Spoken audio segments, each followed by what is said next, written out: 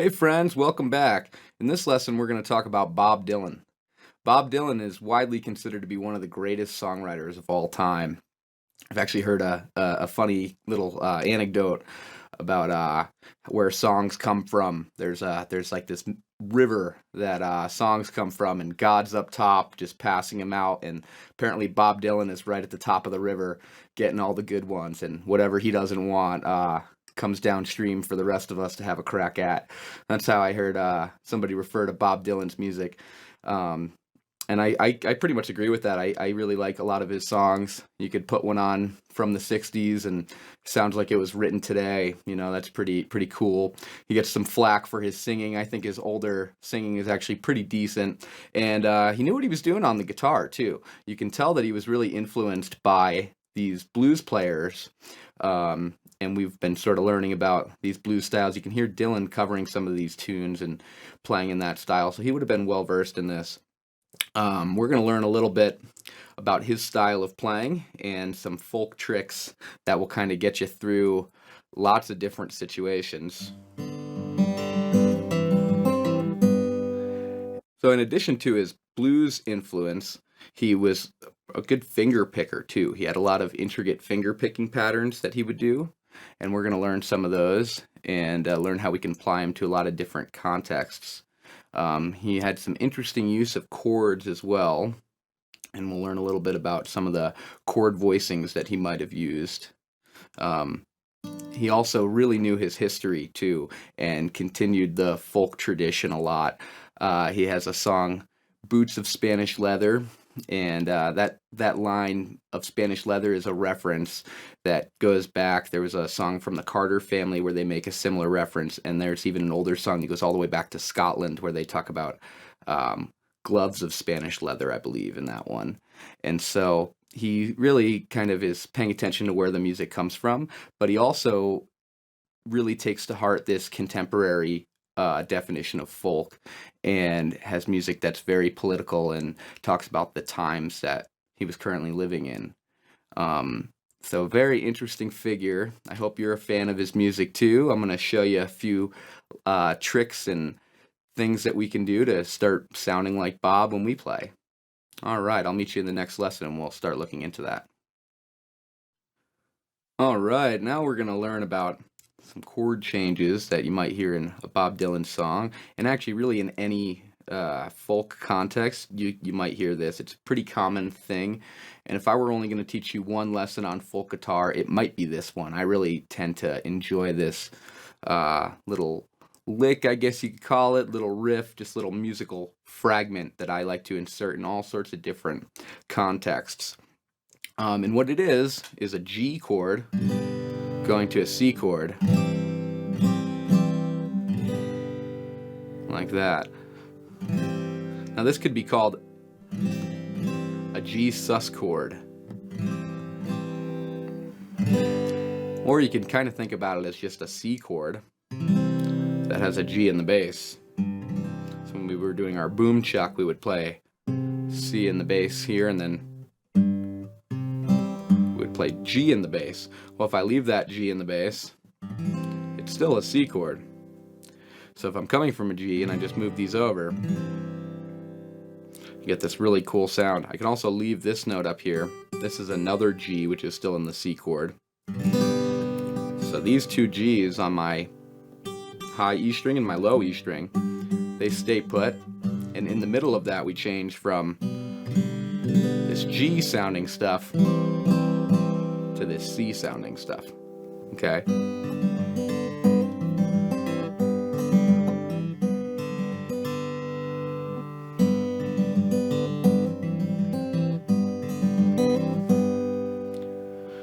So lots of fun stuff you can do with that. You hear this in all sorts of different stuff in different degrees. They might play it a little differently. We're going to do that a specific way using our right hand, doing certain finger picking patterns.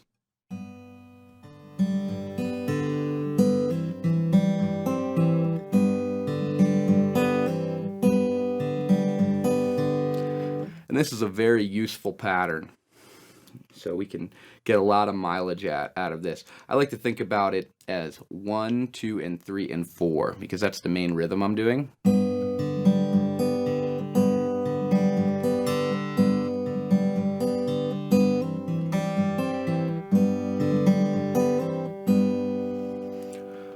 So you can kind of plug this into a lot of different things. Obviously, there's many different patterns you can do, but this 1, 2, 3, and 4 rhythmic pattern sounds really good, especially when you, choose the right strings at the right time for this. So I like to start with a pinch on 1. And now, when I say pinch, that's the term I like to use when I play 2 strings at the same time. So I'm going to play the middle finger and the thumb at this time. The middle finger, the M finger, right, on the B string. And the thumb is going to be on the low E. Then on beat 2, my thumb jumps up. So our thumb controls all the bass strings, right? And our fingers do the treble strings like we've been talking about. So our thumb is going to tend to work a little bit harder. It's going to kind of jump around a little bit sometimes. So that's pretty typical. And that's what we see here. We have 1. And then on 2, we'll jump to the D string. And then on the and of 2, we're going to pluck the G with our index finger. 1, 2, and. Okay. And then on 3, we'll come back to the thumb on the 6th string.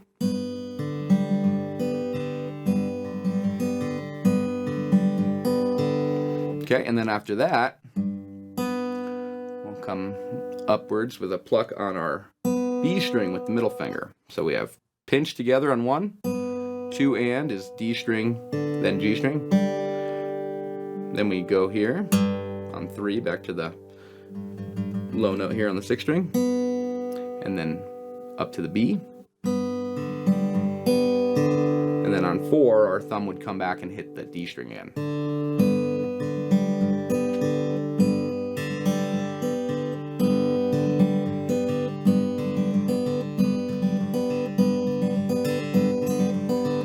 Okay, that's just a pattern of how to do it on a regular G chord. We're also going to mix in this Gsus idea too, where we put that C chord.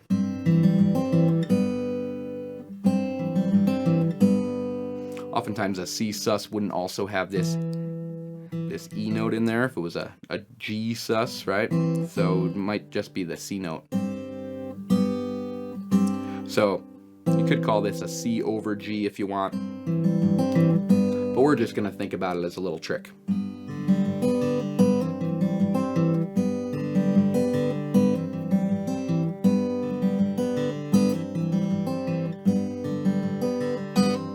See, I'm hammering those on. And then I do the exact same finger pattern. It's a little tiny bit different because we have a hammer on. As far as this hand is concerned, we're still doing the same thing, but because of the hammer on, we actually get 1 and 2 and 3 and 4. 1, 2, and 3 and 4. 1 and 1 and right there. So it will sound like 1 and 2 and 3 and 4, but really, as far as our fingers are concerned, it's going to feel the same because the hammer on will help us with that part.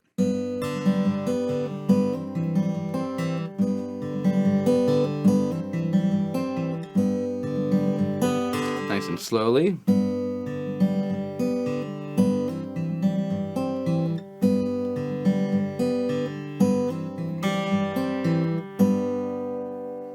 Great. There's a couple variations we could do too on the second time around. We can come in a little bit sooner maybe. We can go.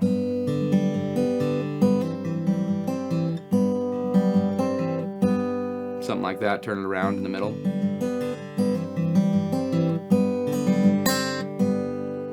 Different things you can do. Or we could even put the pinch in a different place. We could do the bass by itself. Something like that.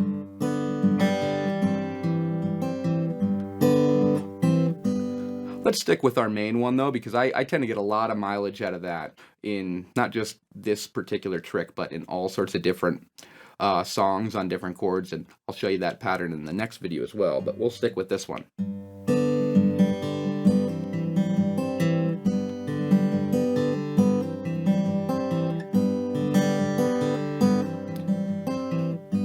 really great thing to play if you just have a really long time to hang on the G chord.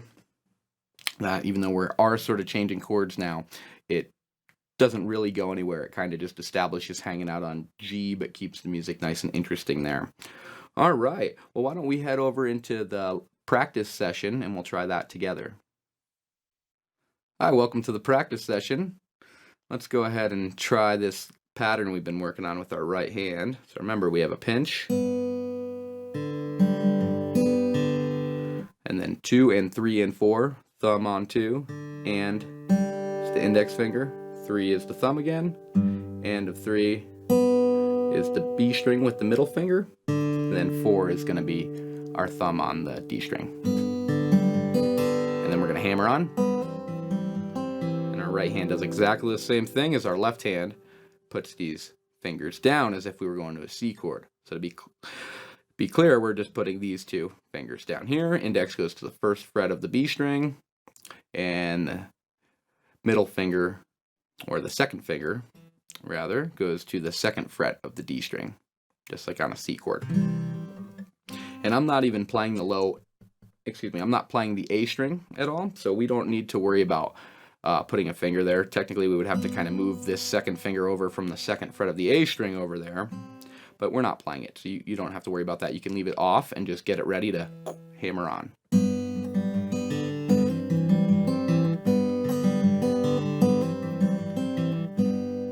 All right, let's try it along with the metronome. 1, 2, 3, 4.